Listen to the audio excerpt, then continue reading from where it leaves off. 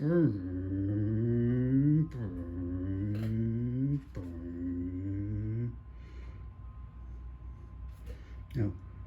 sorry, I didn't see you there. Yeah. So, I've got a chassis again. This is pretty much done. This is the chassis out of the 66 Spitfire. I'm sorry, the 65. And it has been, as close as I can tell, 100% gone through. About the only thing that's on here right now that's not been restored are the wheels. Which I don't have it in me right now. They'll fine. So, starting at the back, we've got a upgraded leaf spring out of a late model Spitfire or GT6.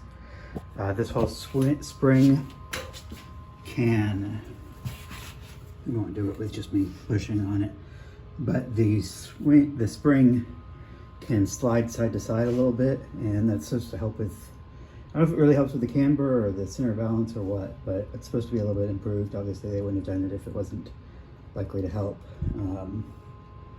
So that's new. It's been powder coated. All the bushings in it are new. It's got some graphite spray paint on it, which is in between the leaf springs, why it doesn't look all the same color. I still need to oil the differential. The oil's buried, so I have to get to it. There's a 1-inch lift lowering block in there, so it lifts the spring up, lowers the rest of the car respectively. That should also help with the rear camber.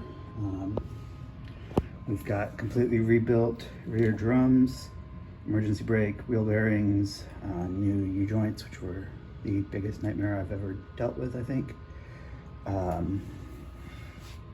The differential, I mentioned, it's already been rebuilt. I had that done professionally. I was not comfortable with my skills, but no, I can't. I can almost turn, I can just barely move the car with the differential. So, this thing doesn't weigh much. The chassis has been completely powder coated. The main body of the chassis, stuff like that, I painted just because I already had it off before I went to the powder coater, so it was easy. Up front, most of this stuff has been restored 2 years ago almost. I've had the car for just over 2 years now. It's lowered again in the front. I've got these, I think they're silicone copper or nickel copper or something, brake lines, stainless steel brake hoses, rebuilt the calipers, new pads, wheel bearings, trunnions, everything. One thing I screwed up on is that there's grease in the trunnions, and the trunnions are these brass pieces down here. And they're supposed to be oiled, but they have a grease looking port on them. I screwed it up.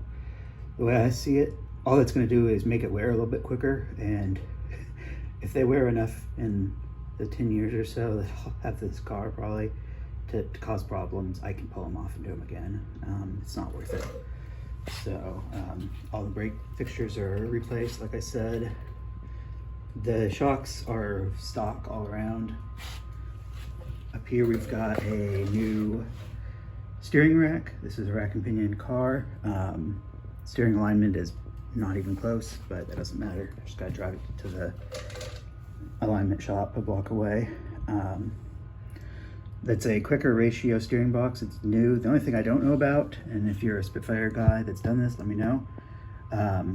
On the car, normally that would be a ground point right here on the cap of the rack, but it's that's not a, I don't know, it looks like it's been staked in or something. I don't know if I can replace that. I thought that was a stamped hex, but it's actually machined in, so I may be able to swap that out with the piece off of one of the other steering racks. We've got new horns up here. Those are Bosch horns. Mine were all 6 of them I think I had between the 2 cars were seized and not worth repairing. I've got the original radiator support in. That's a overflow bottle for the radiator. Anything I can do to get stuff out of my way is good. But yeah, so that's been pretty much the state of things. Some of these brake lines I made myself from bare tubing, and some of them were part of a kit. This one across here, you can see it goes all the way up there. It was kind of a pain in the butt. Took me a couple tries to get it pretty good. I think I've shown this already, but everything here, this is like stainless steel clamps.